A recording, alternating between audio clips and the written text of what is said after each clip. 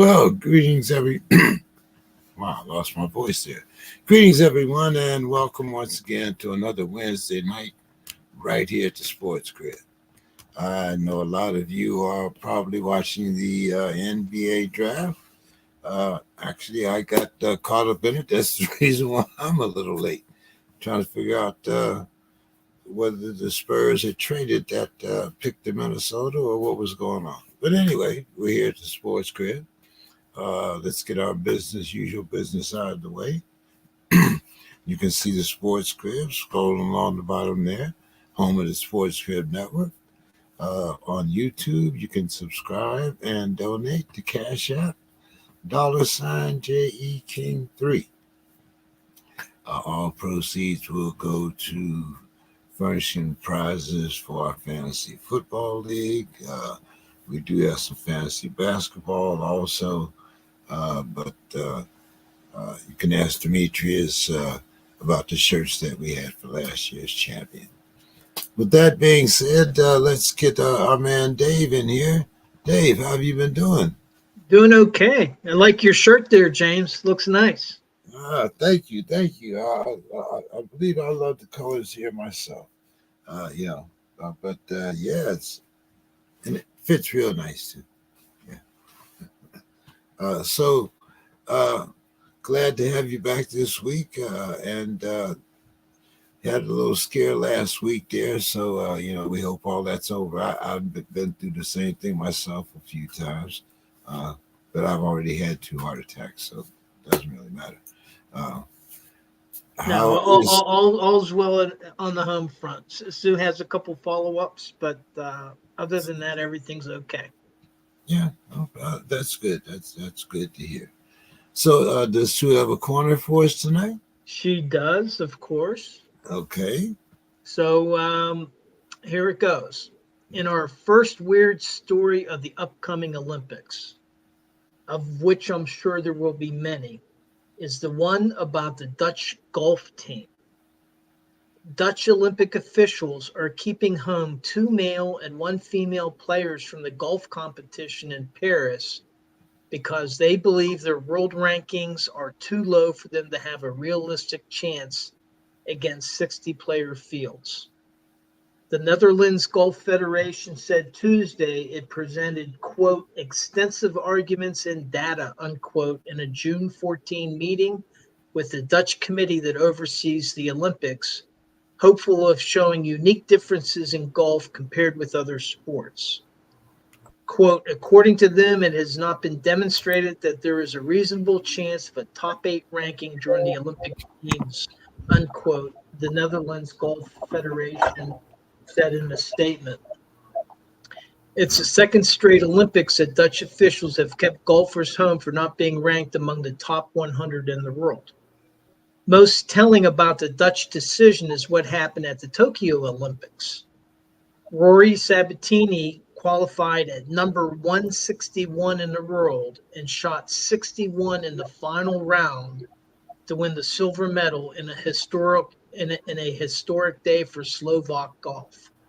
Golf is different on every course in every country on any day all over the globe. Over 4 days, one of the best 30 golfers in the world tends to win. But sometimes, quite often really, they scrape and claw to be just one stroke better than a player you weren't expecting would contend. I can attest to that. I play in a golf pool for every major, and you have to just pick 8 players that will score better than everyone else's 8 players. That sounds easy. Most of us have a few of the same, like Scotty or Rory or Brayson on our list. But that's where it gets tricky. All of a sudden, you have to have Aberg having a great tournament and Morikawa falling apart. I love people from the Netherlands. They are funny and friendly. So this is surprising to me that they don't understand what a shame this is not to allow everyone to participate into an event that's only held once every 4 years. So that's Sue's Corner. No, okay. There are fantasy golf leagues on Yahoo. I happen to play in one. That's the reason why I said it. but yeah, Right. I think I think it's the same format as Sue's talking about. Did she say 6 or 8? Eight in her case. She does one. It's from one of her old jobs. Is at a place she no longer works at. Yeah. Okay. But they have a group of people that they have a tournament every year, and actually she does it. She's won some money a couple of times. So Yeah. Okay. All right. Okay. Is it a tiger situation? Are you carrying the bags? in that case, absolutely. I'm kind of waiting for Don to come back in here because there is some Facebook footage.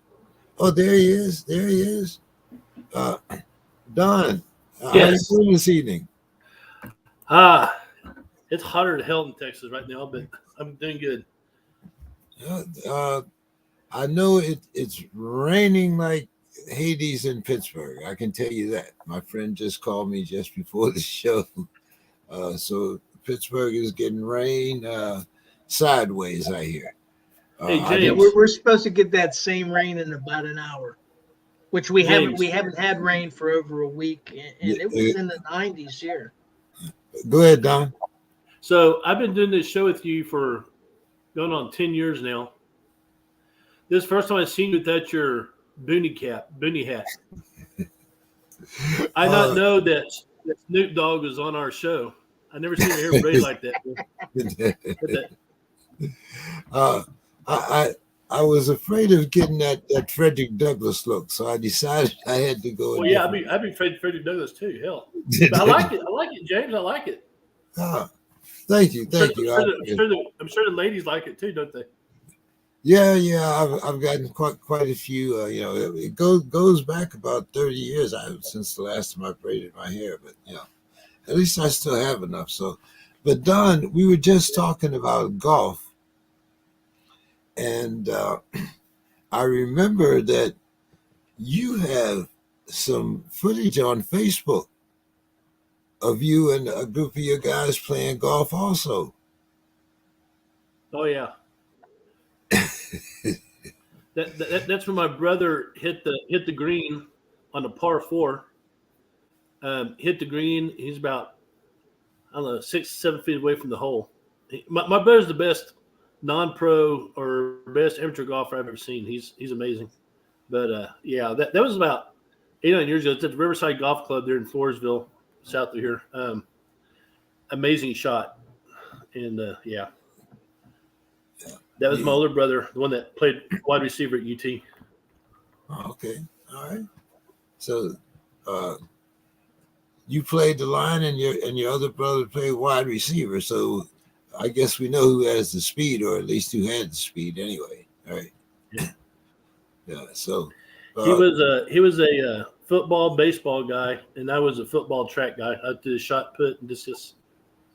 Okay. All right. Okay. I thought you was going to say the pole vault now. No, just kidding. Did a pole vault and end up that pole at my ass. I don't want to do that. Oh man, I did try that a couple of times in high school, but no.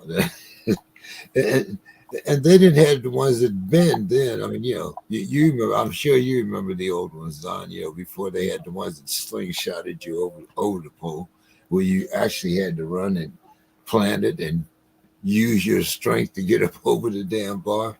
I think then the record then, if you did anything over 14 feet, you were amazing. Now it's like 18 or something, or close to 18 anyway. But guys, I was hoping we had a little more baseball guys in here, because just some strange things happening in baseball. Yep. And actually, this first one, I was kind of unaware of, but a guy that's sitting on the bench, if he thinks that he's going to be a pinch hitter, he can actually go to a machine and dial up the pitcher that he thinks or that he knows that he's going to be pitching against. And he can actually take practice swings on this thing. It's called, I'm going to traject, I'm going to say. Now, I'm thinking, like we used to all talk about, hitters versus pitchers.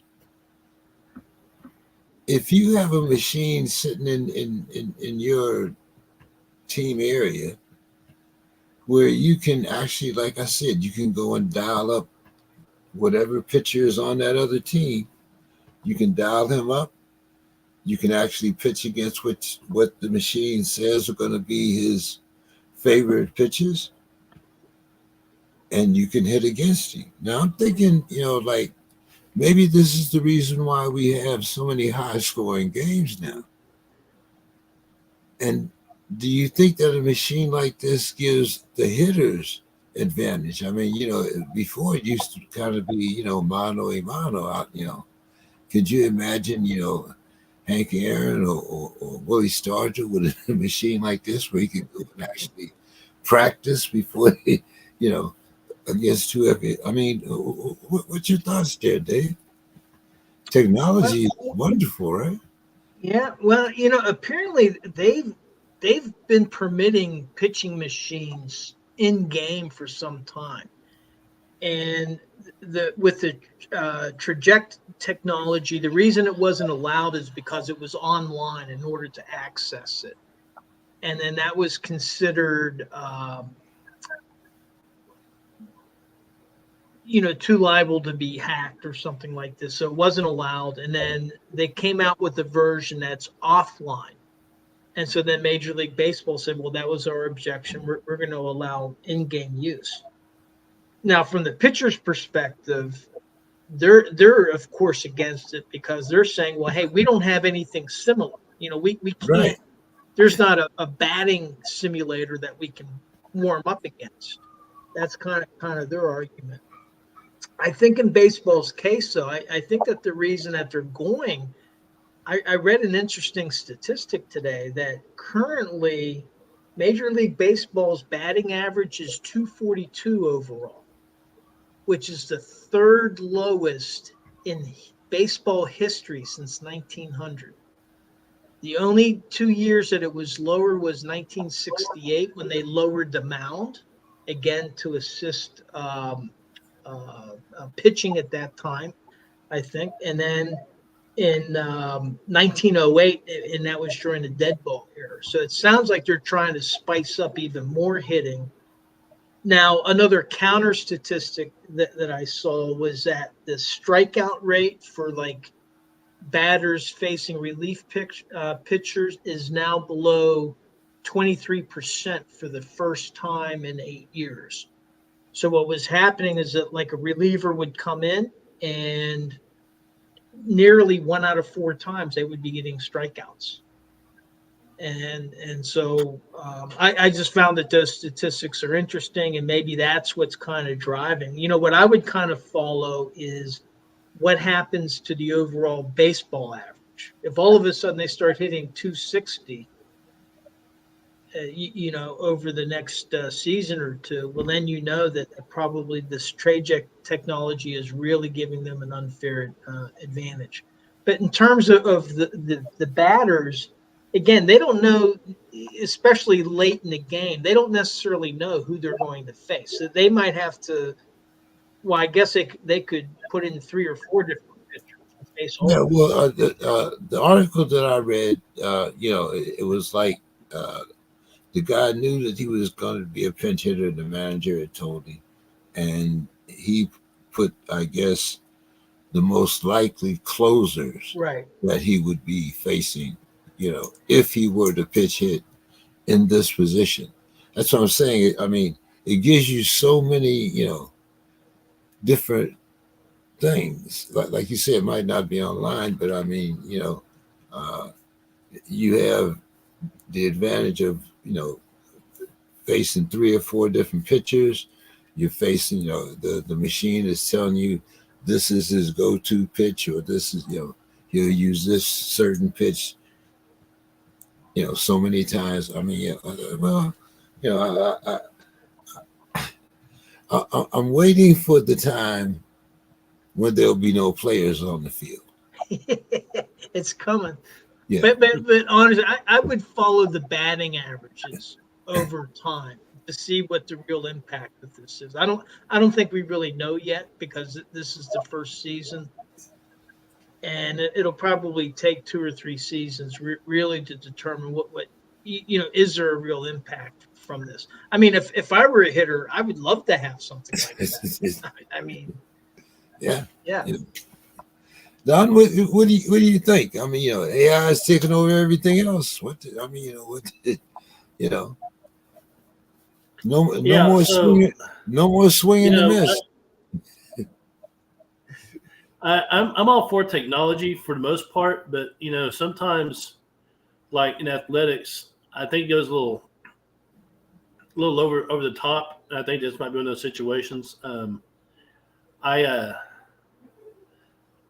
a long time it was, is AI going to take over umping? The job of the officials, called ball strikes, have a little sensor on the plate tell you. But it seems like it's going a little bit further than that. So I know a lot of people were cheering when they thought that maybe the umpires would be replaced, but now you got all this other technology coming in. So at heart, I'm a purist, and so I'm very cautious about things like this.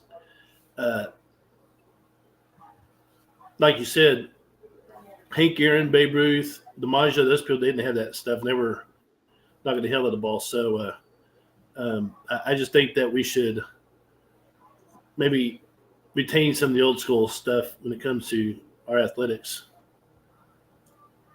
Yeah. Put that technology to use. Let's go start a colony on Mars or something. Don't screw with athletics. Yeah, I mean,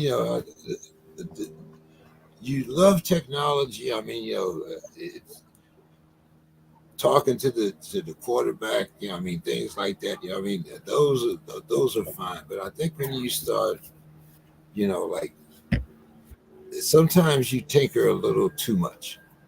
You got that nitrous car, and you adjust the fuel just so much. It's like, well, let's go one more, and then the car blows up. And I'm just looking at, as you said, talking about the umpires. What happens to the first and third base coach? If the guy's on first base. I mean, I'm just saying. Sometimes, this year's combine, and I'm talking about baseball, looked a little different.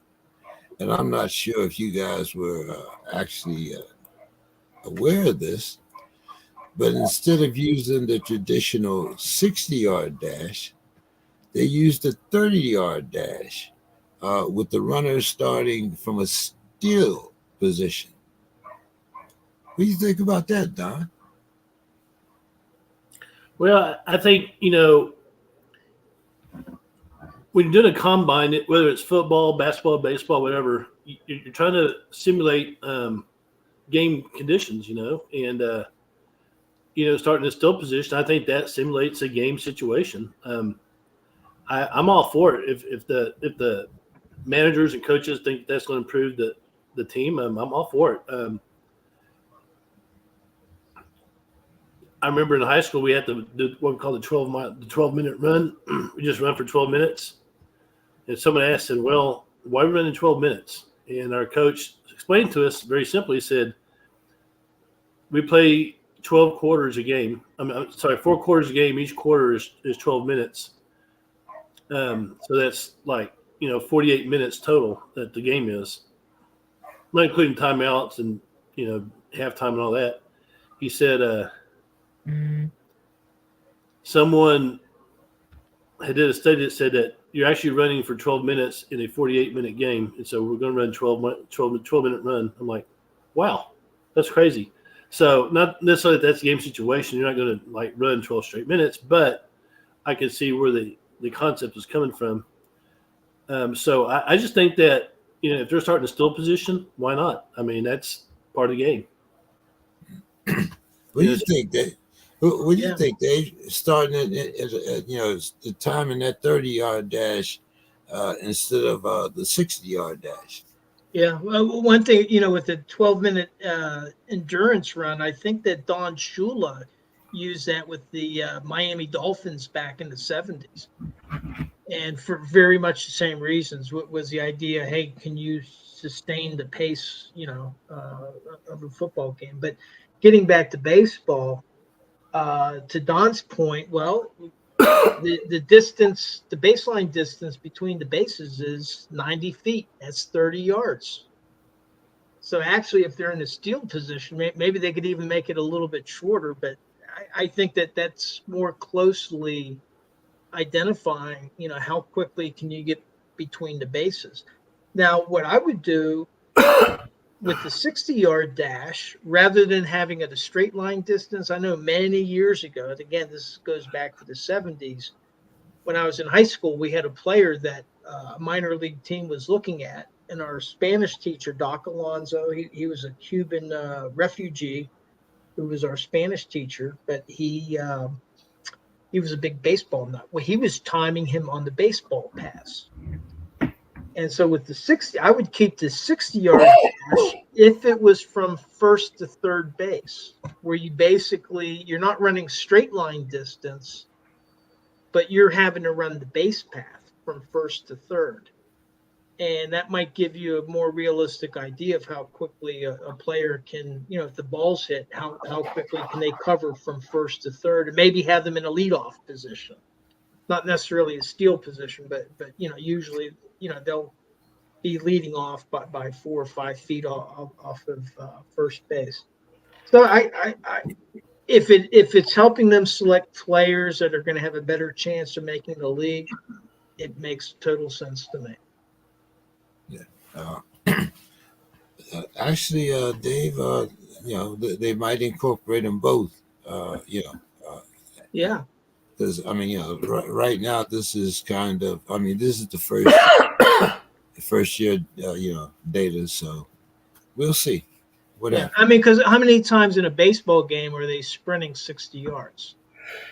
Right. Maybe an outfielder, but usually not, because they're already, by the time the ball's hit, they're already trotting to get it. But around the base pass, I could see that.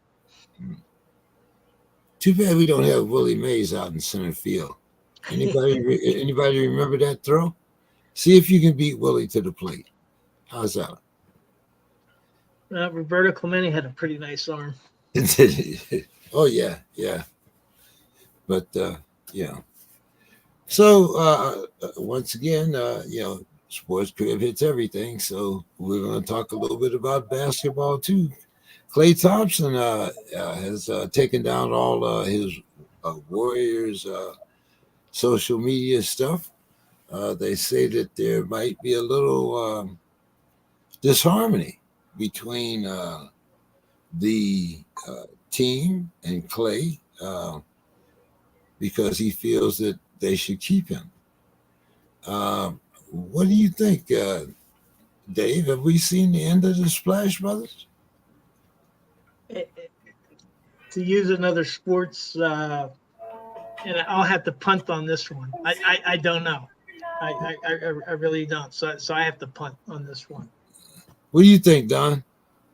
I think it's very possible. The thing about change is always constant, and we're seeing that the power shift from the west to the east now, and so it's only a matter of time before things happen. I mean, the Spurs dynasty, it's gone.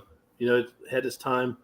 The old Lakers and Celtics from back in the old days, they're gone now. There's a new Celtics team, and Splash Brothers. Hey, it was fun while it lasted, right? But things change, and people get old and people get tired. People want to retire and go play golf and spend time with family. So I could very well see that happening. Yeah. Little college football too. Former coach Les Miles is suing LSU for vacating his wins and making him ineligible for the Hall of Fame. So, Don, do you put on your black socks or you got tea and sympathy for Coach Miles?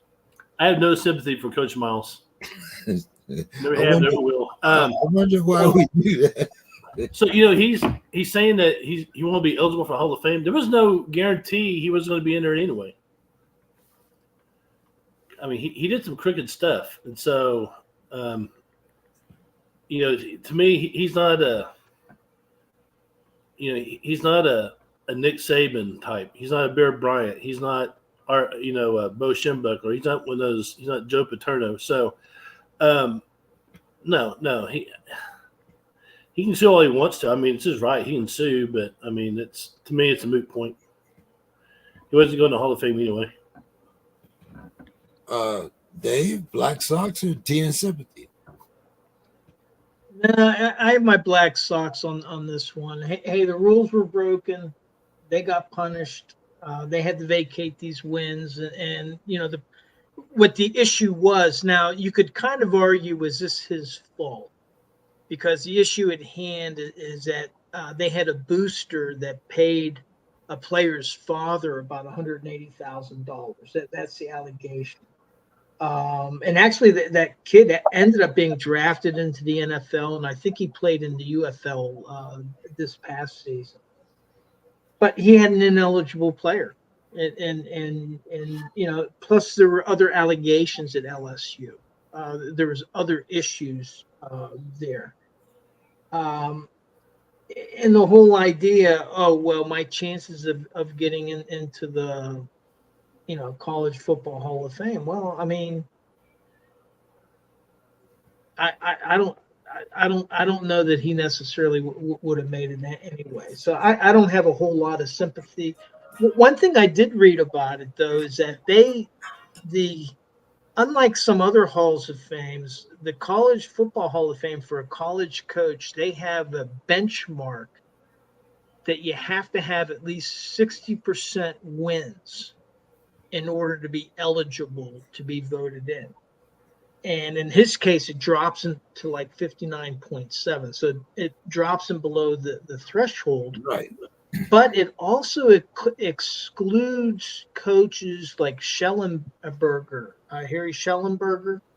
I think he coached at Miami for a while, but he also had coached, and he was a fantastic coach, but he also coached at some early programs and stuff. So it kind of excludes those coaches that took on new programs or that maybe had a few losing seasons before having a really great career. And so I'm not a fan of these like hard and fast metrics that you have to meet in order to be eligible. I think that the totality of a coach's record should be taken into consideration. And so that you can have some of these coaches that are excluded because, hey, they didn't always go to the great programs to try to start them up. So, Good point. Don, Congress is trying to get a congressional bill that prevents college athletes from becoming employees of the universities they compete for. Don, should athletes want to become employees? No. Okay, and we've talked about this before, and sometimes politics seeps into our show. Congress needs to stay the hell out of college athletics. Okay? Congress needs to work on, lowering our tax rates and making sure we're protected against the communists and the terrorists and all that. We don't need to be messed with the college athletics. Get the government out of that. Now, keep in mind, a few years ago when all this NIL was coming up and, I was very much against it. Remember that, James? I was against it. I was like, no, this is crazy. Now I'm like, hell yeah. Introduce the free market to athletics. I love it. Because you know why? University of Texas is benefiting. Hook 'em. He said, hook 'em Yeah. horns. Yeah, so I don't want government interference. I don't want government interference in my life anyway, but not athletics either. So that's just my take. Well, Dave, I mean, I guess we could throw Penn State, in that same, category. Well, But what do you think? Hey, should athletes want to become employees? yeah, I mean, first of all, I agree with Don that it's become political, but the problem is that the government's involved whether you have this bill or not. The bill is actually in committee. I think the bill is coming out of committee, so it's very early, and it would be It's a Republican-sponsored bill, and the Senate's still controlled by the Democrats. So, depending on how the Senate the Senate Democrats responded to it, the chances of this becoming a bill, I think, aren't great unless there's a big change in the election. But the government's still involved in it anyway, because you have the National Labor Relations Board that already kind of made a ruling that students are athletes. So you kind of have a quasi-governmental body of unelected officials, appointed officials, making a determination as to what they are. Now, whether should they want to be employees, I think is what you were asking. Should they want to become employees? Yeah, well, I think on the one hand, if they want to be represented, if they want to have a collective bargaining unit, then yeah, then they should want to be, because essentially they're making a profession out of it, out of college athletics. Now, should they? I mean, I know that they don't like the term what is it, college athlete, or a non-professional. I kind of wish that we could kind of go back to that. We're not, because money is corrupting, the whole idea of college sports. It's football, it's in basketball. Those are minor leagues of the NBA and the NFL. And I think it's a shame. And maybe what will happen is you may have some colleges that all of a sudden say, hey, we're abandoning college athletics because we don't want to be in the business of having to collective bargain with all the sports teams. And maybe that should. I don't know what will happen, but we'll see. But I can see from an athlete's point of view, if they want representation and to maximize their money-making abilities while they're in college, then yeah, from their perspective, I'm sure that this that they would be in favor of it. Well, so are you going to have the national organization of linemen versus the national organization of wide receivers? Wide receivers are going to have their own. Then you look at what's happening in the NFL. You had the running backs coming together saying, "Hey, we're being paid. We need to come together. You need to have an exception for running backs, when it comes to the salary cap." Now you have the same thing being said about quarterbacks. Yeah. And so the same thing's happening in the NFL, and you could have the same thing in colleges. And then what happens to the other? Because the National Labor Relations Board, their conclusion is you're being paid through scholarships. That's payment. What about the college wrestlers? What about the college swim team? They get scholarships. Well, so I think should they be employees too? The original argument was brought by the Dartmouth basketball team, I believe it was. Yeah, but there's Northwestern, and then in California, there's a lot of litigation taking place. Okay. And Mr. Scott. Glad you could join us this evening. Greetings. Greetings. We were talking about a bill that was in Congress. Dave said he thought it might be in committee for making college athletes employees of the universities for which they play. Mr. Scott, do you think that athletes should want to become employees?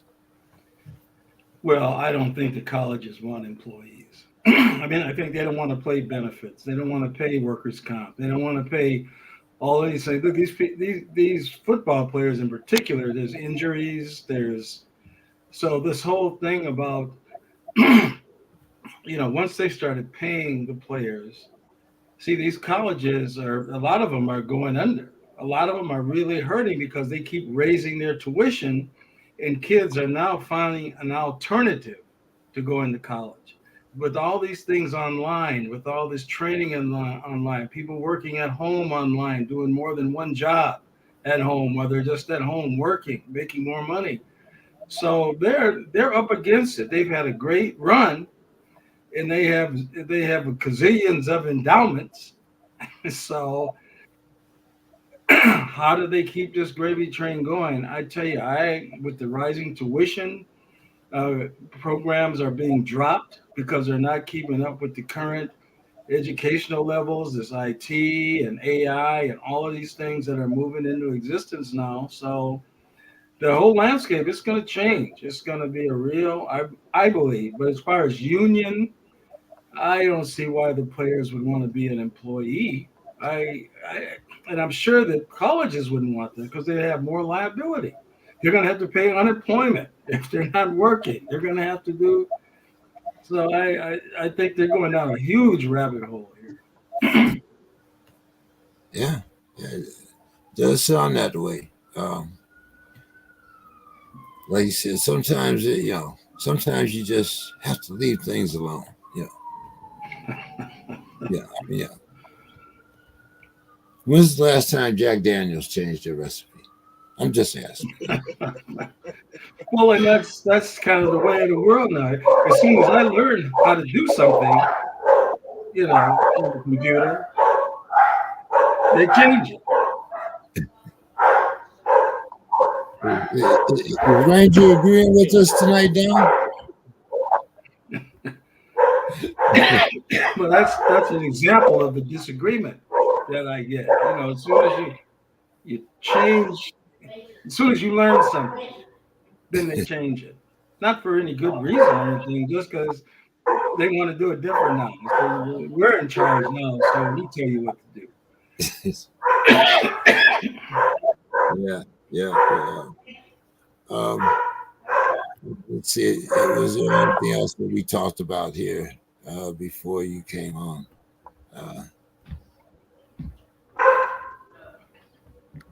Okay.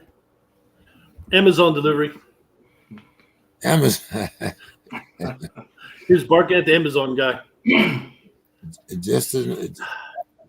No, I was just watching some of the draft, the NBA draft, just as far as current news, and I saw several, French players 18 years old, and I was talking to my buddy about it, and I said I don't have nothing against the French players, but I mean, when did they all of a sudden become the number one, number two? They're 18, 19, and he says I'm Frenchophobic now.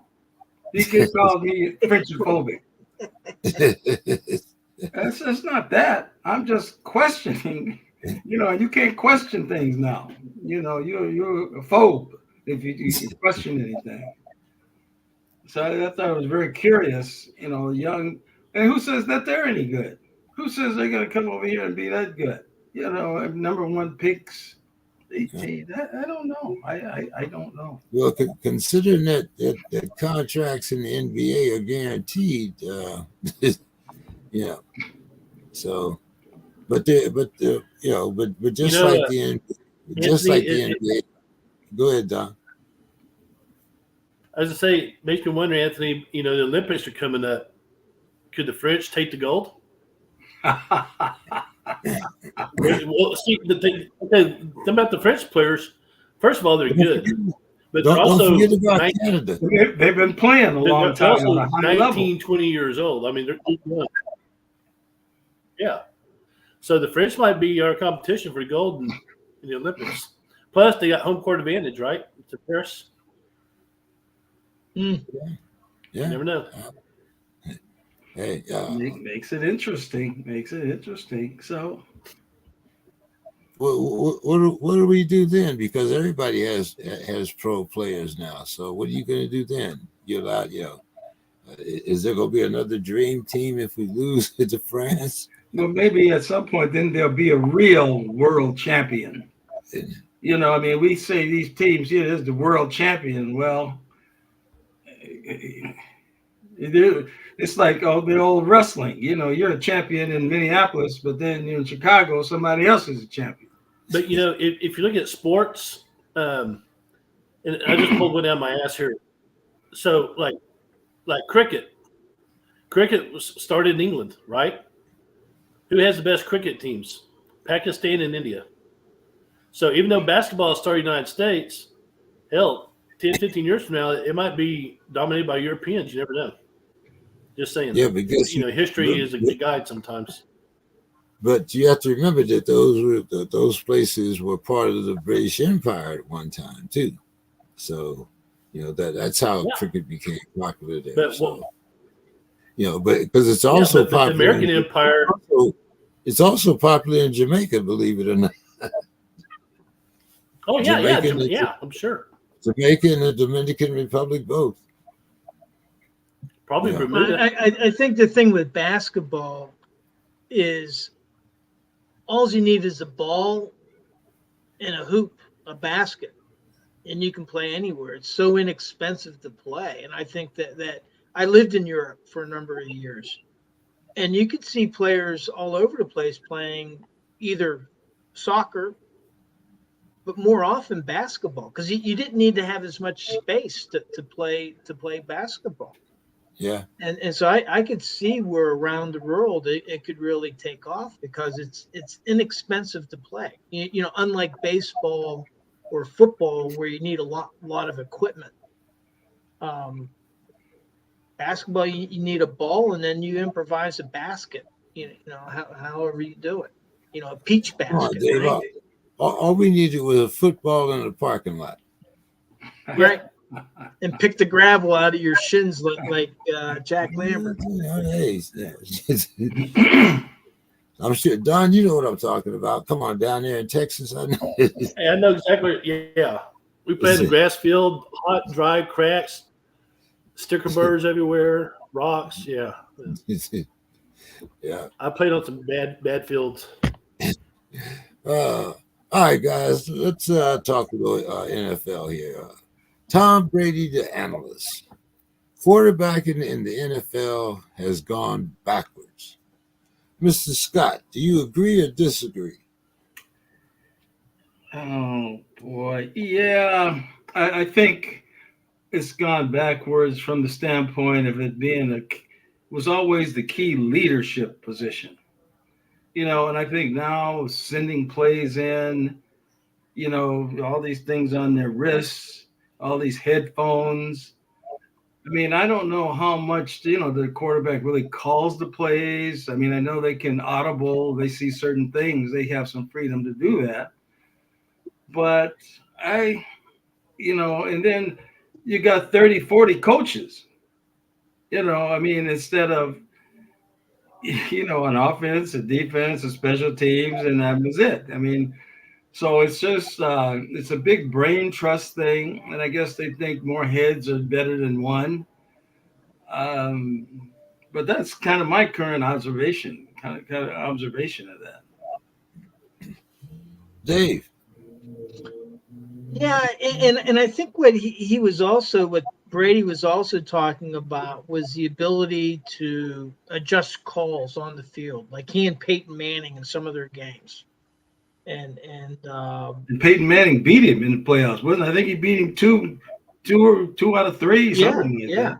Yeah. And with both of those quarterbacks, I mean, a lot of times they were calling their own plays. They were calling the audibles.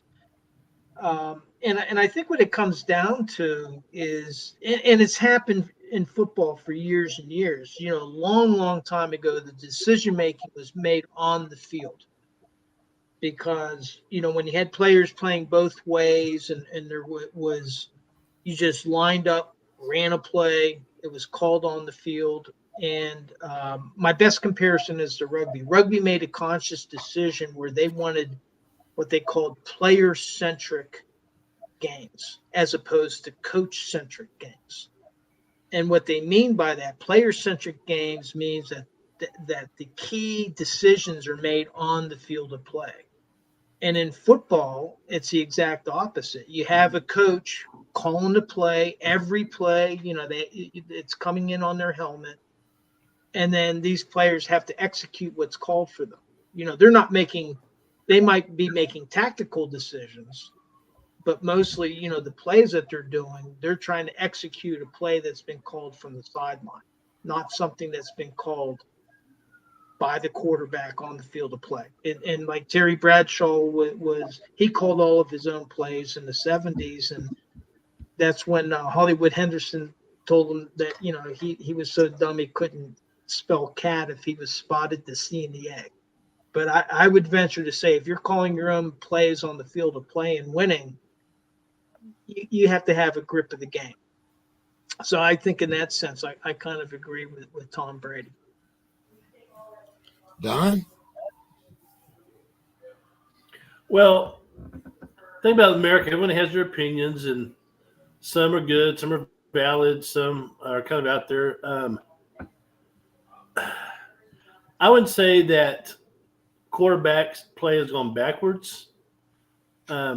We still have some outstanding quarterbacks out there. It's just right now we're in a transition. You know, we're just a few years removed of losing Brady, losing Breeze, about to lose Aaron Rodgers. You know, Peyton Manning, we lost him. We lost Eli Manning. You know, there's just new crop of quarterbacks coming up. And so, you know, change is always constant. I remember before that group, you know, you had like Dan Marino and John Elway and Joe Montana. You know, there's just another group of quarterbacks. So as the new groups come in, they're establishing their identity. So I don't think it's quarterback plays, you know, necessarily going backwards. I mean, you still got Mahomes out there, and you know, so you know, there's some young guys coming up. So I wouldn't necessarily say it's going backwards. It might look that way, but I would say that you're always going to have your elite quarterbacks in the game right now. Okay. Dave, has the Pats set up head coach Gerard Mayo for success? They gave Rashad Stevenson a $36 million extension, $17 million guaranteed. Then they signed Antonio Gibson, the running back from the Commanders. How do you rate the Pats running duo, and whether or not they set Jared up for success? Yeah, well, I mean, it sounds like a pretty solid duo. I mean, are they the best duo in the NFL? I don't know about that, but I think that they're very solid. And They just have to be solid in the East. What's that? They just have to be solid in the East. Well, right, and you know, here's the thing: is it sounds like, you know, they're going about it where they want to have possession of the ball, ground and pound. Limit the dependence. You know, we were just talking about quarterback play, you know, limiting the dependence on excellent quarterback play. You know, there's other ways of winning the game. And it sounds like what they're doing is going after ball control, controlling the ball on offense, and not being totally reliant on the quarterback to win games. So we'll see how it works. You know, he's still got Miami. He's still got Buffalo. It's going to be interesting to see how they stack up. What do you think about the Pats there, Don?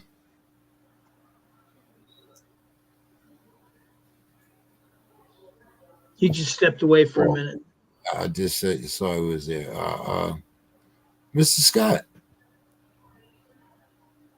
I know you don't watch too many outside games, but there is an early game sometimes. What do you think about the Patriots? Well, I think that last remark, James, was kind of a shot. Almost saying like I'm just a homer, and Let nothing matters. But me see. Minnesota Twins, you know, Minnesota Timberwolves, but of course you Minnesota wouldn't say Vikings. anything about that about Dave in Pittsburgh. Oh no, he's hands off for that. No, that's so no. The Pats, they're rebuilding. Come on, they're starting at the bottom. They're in a tough division. They're starting out again, and so I don't expect much from them this year. They should be building for the future, is what I think they will be doing. I don't think they have much choice, really. Don, what did you think about the Pats? Are they setting Mayo up for success? They gave Ramon Stevenson that big purse. They gave him 35 mil. That's 17 mil guaranteed. Got Antonio Gibson from the Commanders. Like Dave said, are we seeing that transition where they don't depend on that quarterback?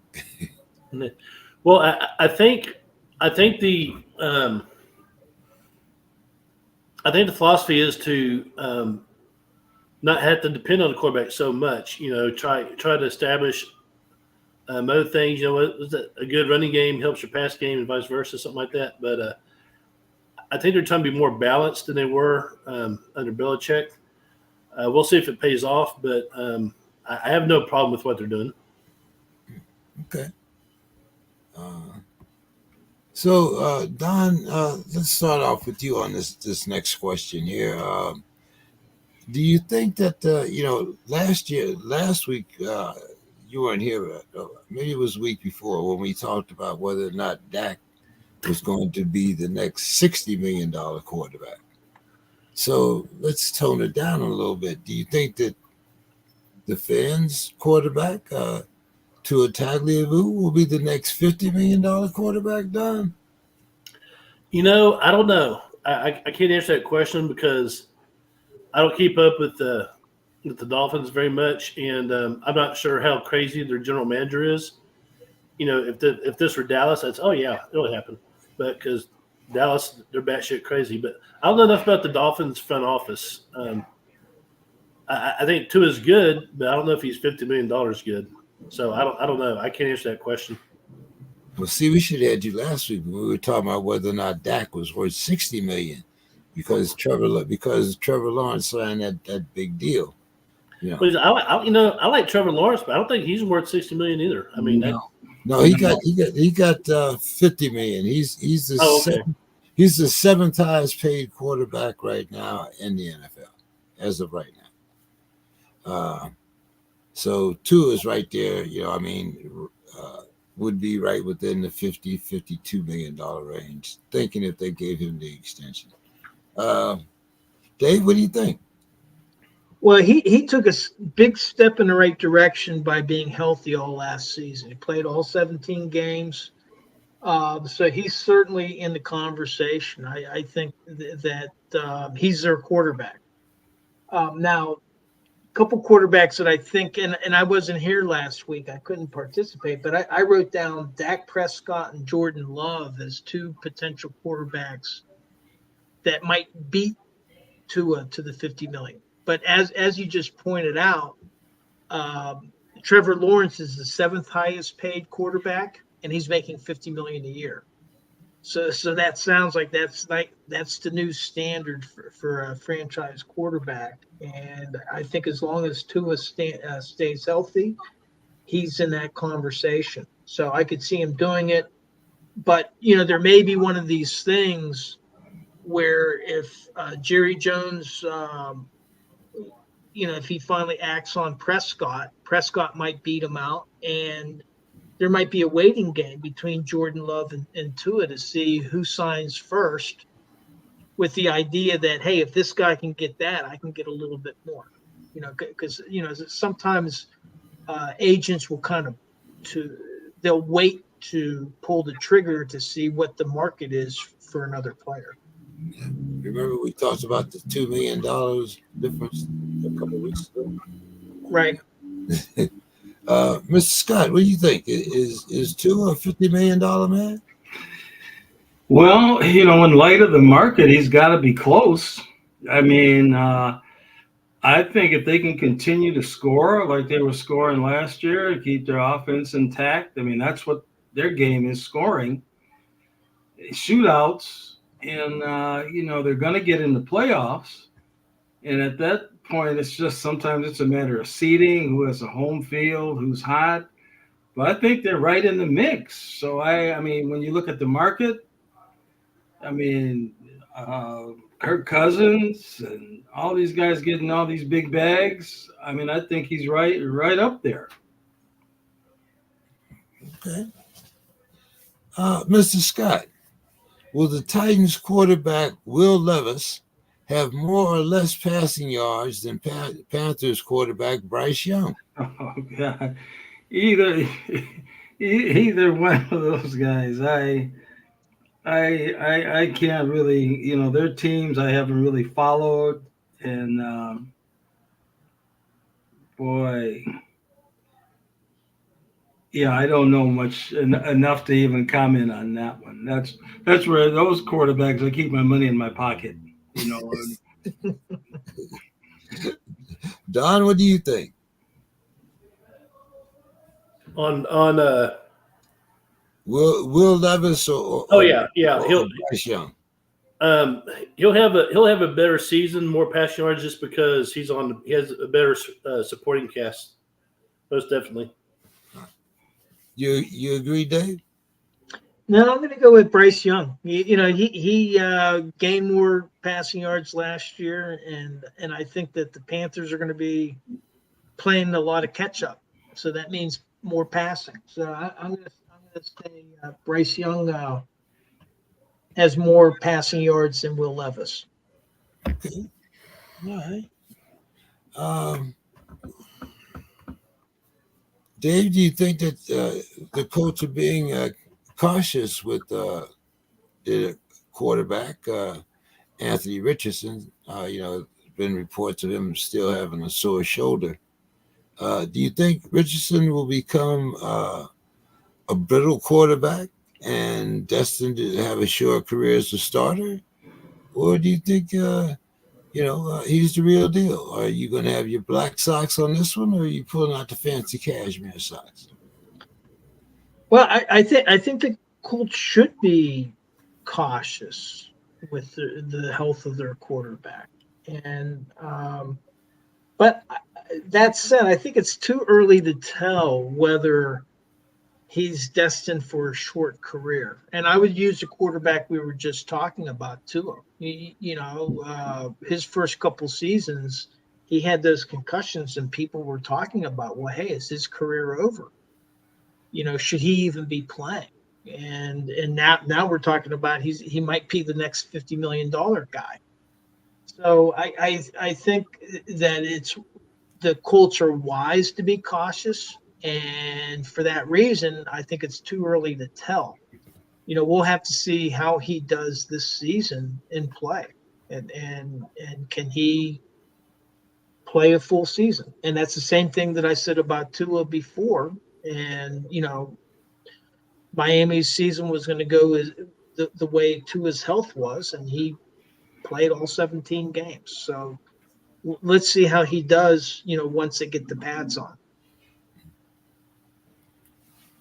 Don, what do you think about Anthony Richardson? You think the Colts are being a little too cautious, or do you think he's destined to be that guy to play for 3 to 5 years and he's gone, or what? I'm not really sold on him right now. Part is because I would like to see Sam Ehlinger get some reps, so I'm kind of biased, I'll admit, but. We'll see how it goes. I just don't know if he's the answer they're looking for. What do you think, Mr. Scott? You think the big boy is going to be there for a while, or what? I I agree. I haven't seen enough of a sample of him. I mean, I like to see him play a whole season and how the team rallies around him. I mean, is he more of a running quarterback? Is he I just haven't seen enough of him to really say he's until he plays a full season. If he plays this season, I guess I could better tell where he's headed.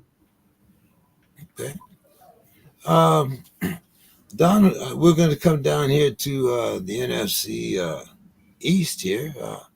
Do you think that head coach Dan Quinn is in over his head with the challenge of the Commanders' head coaching job?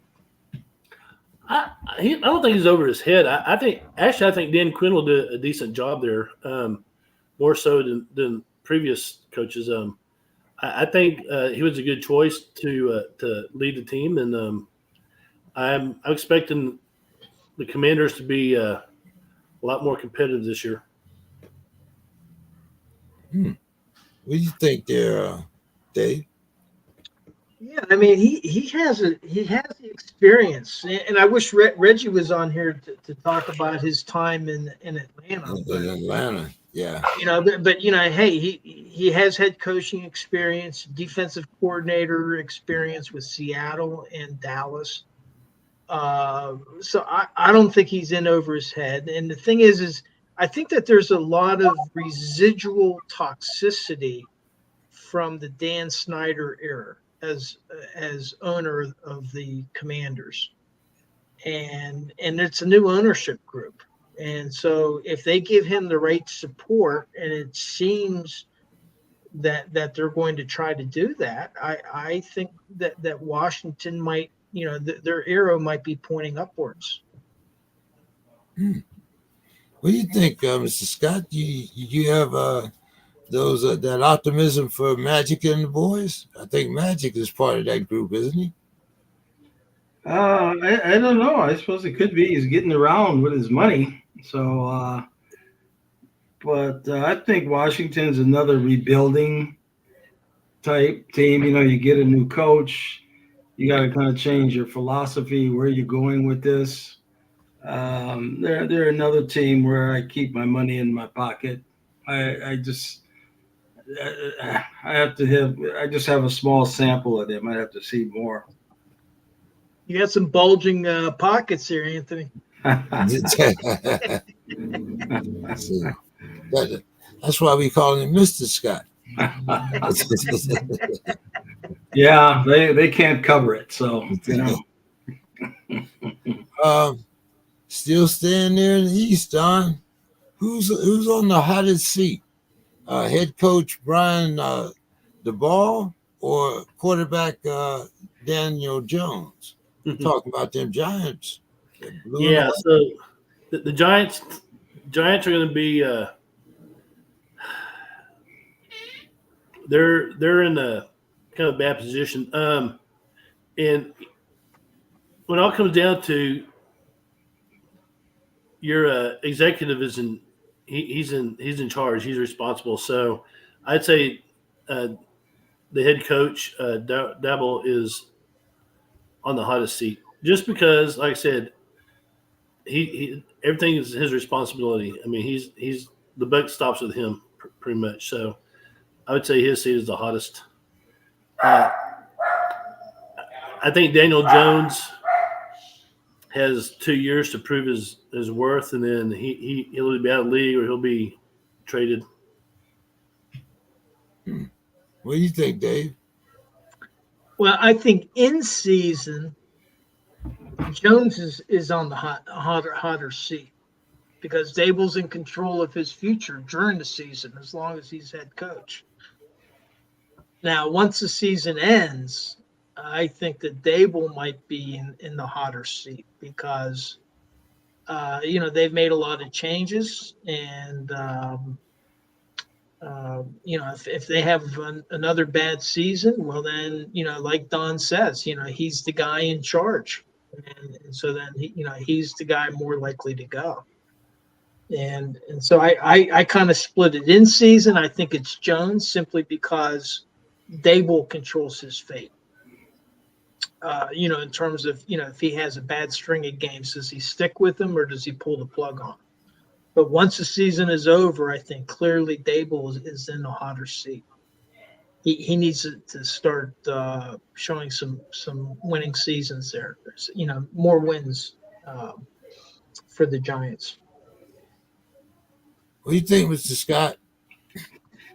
I actually at one point thought Daniel Jones was going to be pretty good. I think he came here to Minnesota, what was it, a year before last or whatever, in a playoff game and beat the Vikings.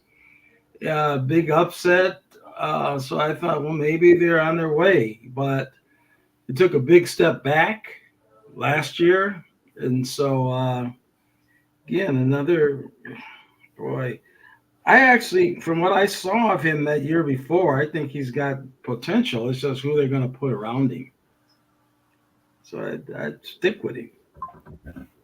Okay. All right.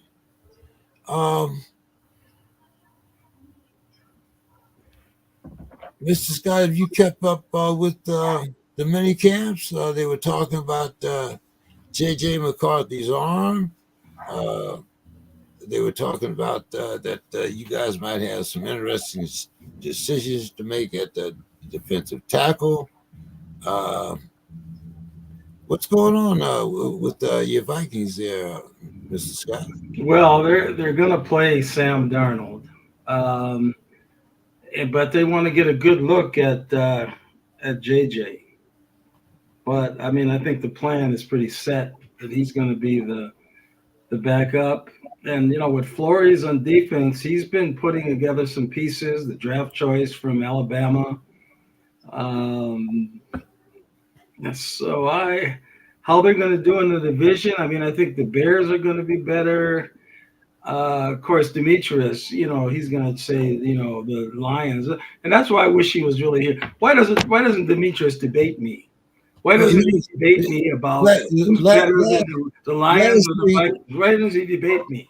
Last week, there was nobody on but me and Demetrius. If you came on last week, it would have been perfect. Because Dave had an emergency and Don wasn't here. Well, you must have gave him a head up that I wasn't going to be there. So. No. We actually bet on whether or not you would show up. Who's going to moderate this debate? Not the man to the left, that's for sure. An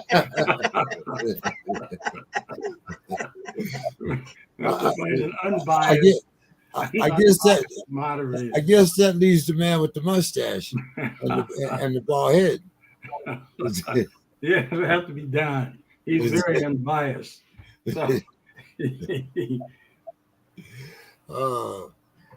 Don, I wanted to ask you about somebody, and for once, it's not about the Cowboys. But I was looking at a very interesting draft choice, and I saw that he was wearing a Texas uniform before he was drafted. So the Seahawks drafted Byron Murphy. Don, tell us a little bit about the former Longhorn.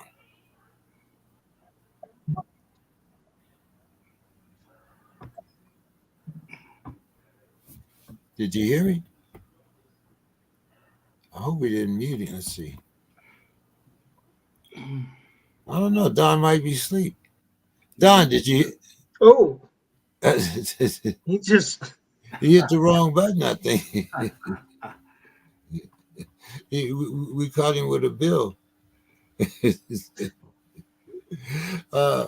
Well, anyway, we'll see whether or not Don comes back on. If not, here he is. Okay. You're back, Don. Can you hear us? Yeah, I'm back. I don't know what my connection with that. So Byron Murphy, we had a discussion about him on the radio the other day. They said he's the best defensive prospect to come out of the University of Texas since Earl Thomas. That he is to defensive tackle what Earl Thomas was to safety. So that's saying quite a bit. Earl Thomas, of course, the Legion of Boom. So I think Byron Murphy's going to have a great career in the NFL. And so is Charles J. Sweat. his teammate that also was drafted. Those two guys were the run stoppers. They were good on the pass rush. So it would not surprise me to see him be on the all rookie team. Oh, okay. All rookie team. I'm glad. Okay, we're recorded anyway.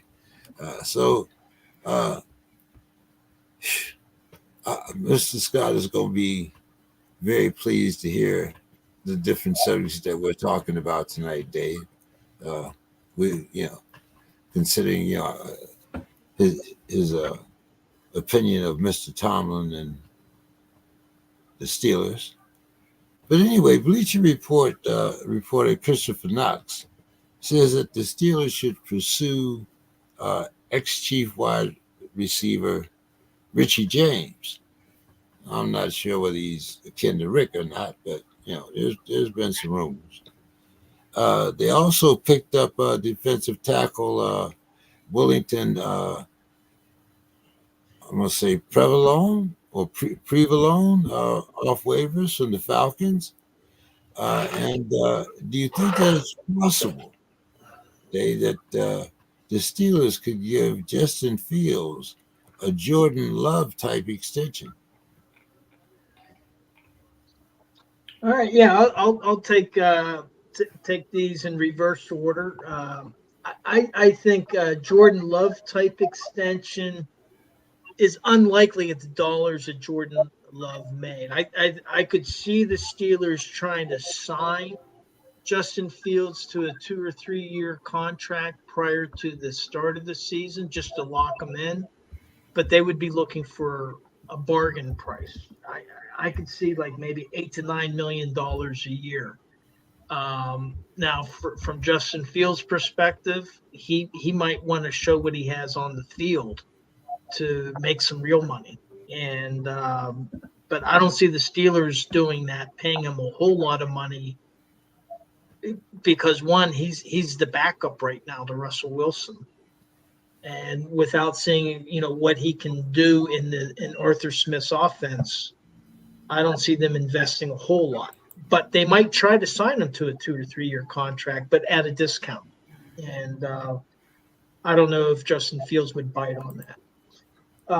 In terms of he does have doesn't he have something in his contract if he plays 10 games or more?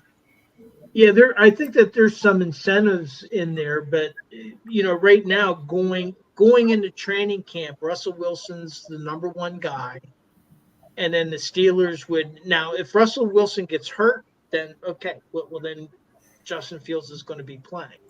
Now, at what point would they pull the plug on Russell Wilson? Well, probably not until they're out of the playoff picture. And that's probably not going to be until later into the season.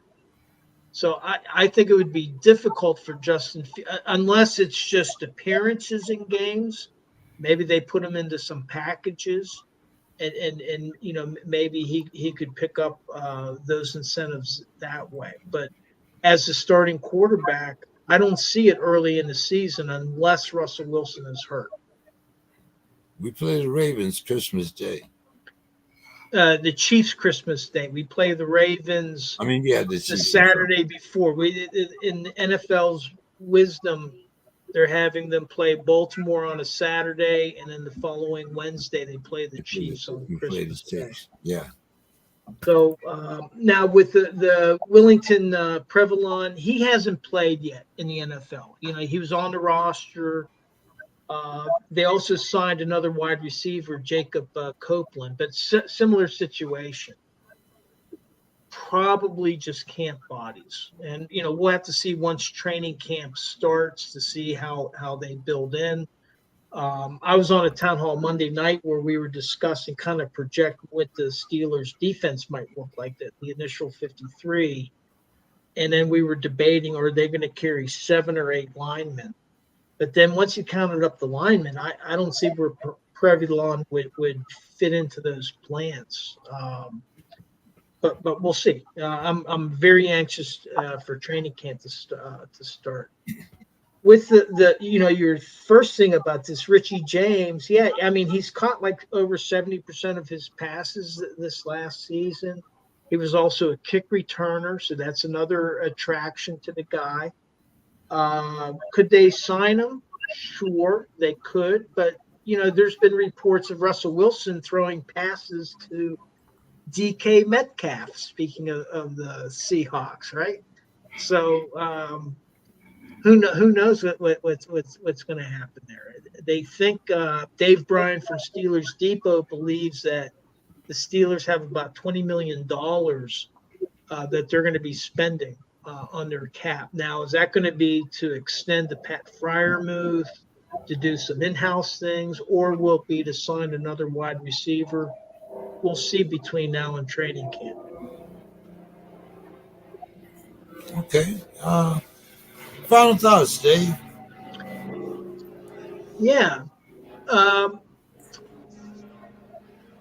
it was a little over 30 years ago that Charles Barkley, they had the "I'm not a role marker," a role model campaign, the marketing campaign, and basically Charles Barkley's message was, "Hey, kids should be emulating their parents, not athletes or celebrities."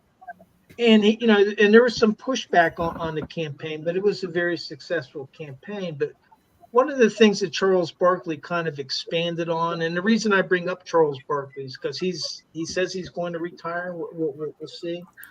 Uh, but he expanded on it, and he believes that young folks should not just look at sports as an escape from poverty. He said that parents who work hard and provide a home and sustenance is the path out of poverty for most people. So, in other words, what Charles Barkley was trying to convey is don't limit your ambitions to just a long shot. Hey, I'm going to be an NFL player or an NBA player or something like this. Is that you should be building a solid foundation and be prepared to be a parent and to provide a home and sustenance and education for your children, and that's the path forward.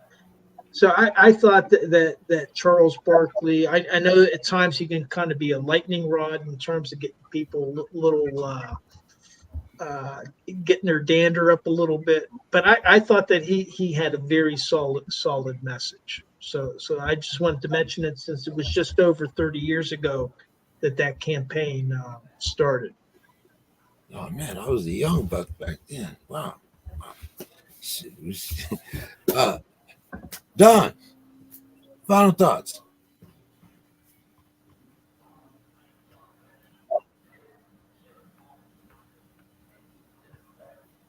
Yes. Your final thoughts, Don. Final thoughts. Well, there's two things going on in college. First thing, NCAA changed the rule about these coaching staffs. Um, you're allowed to have X number of coaches by position, and then you have analysts. And analysts were not allowed. They're allowed to be at practice, but on game days they cannot be on the field coaching. They had to stay in the press box. Well, they changed that rule. Now you're all these analysts that these colleges have hired can go down on the field and coach. So I don't know how that's affect numbers on sidelines, but that's the thing going in. The other thing we'll talk about is a College World Series is over. Tennessee Volunteers won to beat Texas A&M, and within 12 hours after A&M lost, University of Texas stole their coach. And all my Aggie friends are losing The their guy that said that he would never play, he would never coach Texas, wasn't it?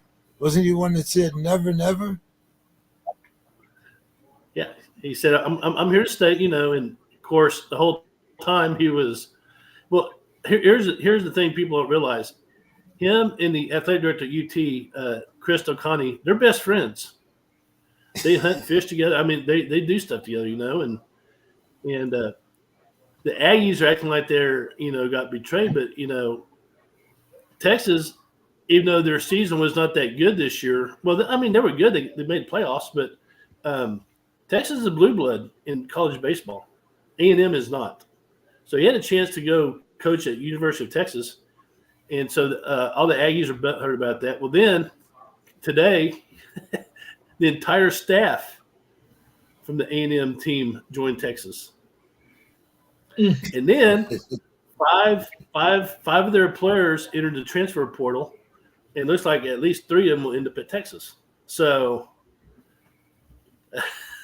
the rivalry just got more heated, and I've been having fun, just going around with my Aggie friends because, they're insufferable. If you're in the SEC, I just be careful. A&M, they're a whole different. They're like a cult.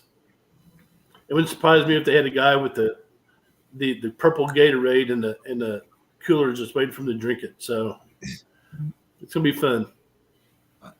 Don, speaking of fun and rivalries, what about that bag that the Oklahoma coach got? Hey, Venables? Yeah, didn't he get a big payday just a few days ago? Oh yeah. So Texas and Oklahoma, they have no problem opening up the purse strings for their coaches. And I hate Oklahoma, of course, they're a rival, but I actually like Britt Venables. I think he's a solid coach. He's a solid dude. I just feel bad he's at Oklahoma, but I find myself cheering for him. But whatever money he gets, he deserves. Yeah, he got a bag too. I think about 30 mil or something like that. Forget what the exact figures were. Mr. Scott, your final thoughts for the evening. Anything happening special up there in Minnesota? Any events? Anything going on with the Scott collection? What's happening? Well, I guess final thoughts, basically, just briefly, a couple of things. One, I'm trying to, the guy, Mike Tomlin, how many Super Bowls has he won? 2. Well, he's won 1 and lost 1, right? Yeah. Okay, he's won 1 Super Bowl, and he's been there how long? 15 years, I think, 16. 15 years, 1 Super Bowl. I mean, then I see he just signed a 3-year contract for a big bag. I mean, I 1 Super Bowl in 15 years. No, 1 win. 2 Super Bowls, 1 win. 1 win. Yeah, well, I mean, Bud Grant, 4 Super Bowls, no win. So, I mean. Well, but wait a minute. Bud Grant and Mike Tomlin was like, that's Bud Grant was his great-grandfather, right? just an example. So I guess that's one thing I don't understand, the affinity. And then here, what's happened? I happen to read the paper that there's a young girl in high school. She's a wrestler, and she's dominated the girls wrestling for 2 years.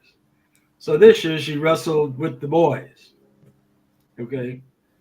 And she's a good looking girl. Okay. So she wrestles in the finals and gets to, I think she came in 3rd or 4th. She beat a lot of guys. She beat one guy twice. And it's just this whole blurring of, and then you throw the trans stuff in it. I mean, which something that's always been there. I mean, it's just in my generation, we just call them he, she's. We just said, we didn't say anything about all these letters and all this stuff. I mean, that's just what we call them. And we stayed away from them because they carried knives and razors. If you talk to their girl, so that's always been there.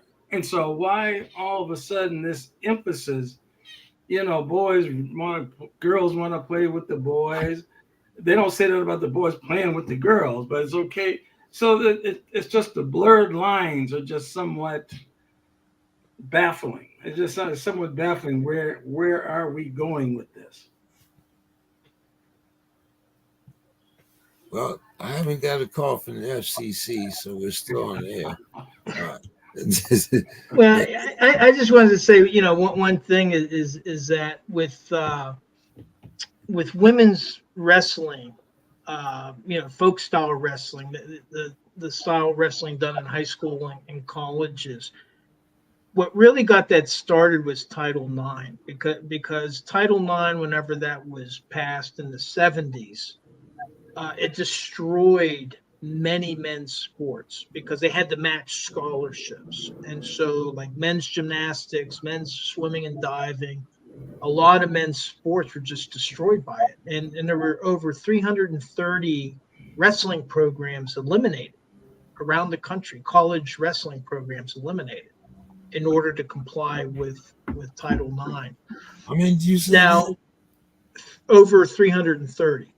And this is like back in the 70s and 80s and 90s. Now, what wrestling did in response is they started to emphasize women's wrestling.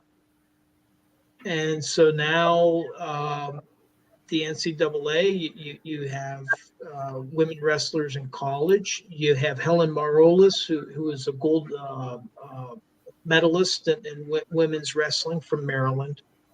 And what they do in Maryland at the high school level, because not all high schools have enough girls to have a girls wrestling team.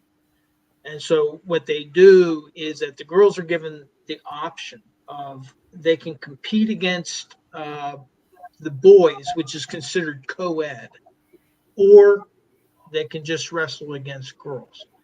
And then when it comes to the tournament time, they have a separate boys and girls tournament. Now, the boys can't wrestle in the girls' league because that's not co-ed.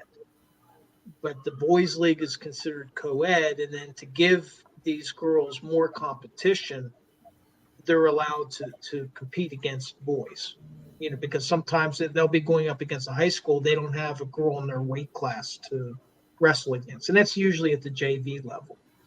So I think that's probably part of the situation that this girl found herself in. She was wrestling against girls. She dominated. The Minnesota, this was in Minnesota, it sounds like, which is a big wrestling state. Sounds like the high school wrestling federation allowed her to compete against the boys, similar to what they do in Maryland. And to place third and fourth in state in Minnesota is you're a really good wrestler.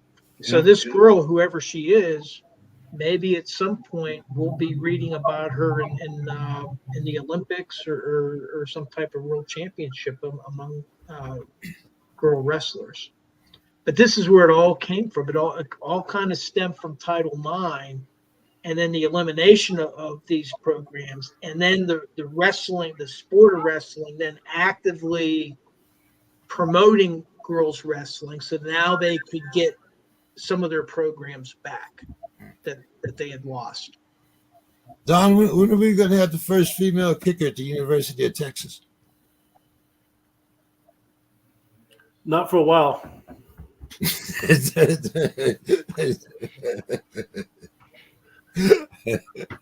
All right, guys. Yeah. Well, hey, Austin's woke, but we're not that woke.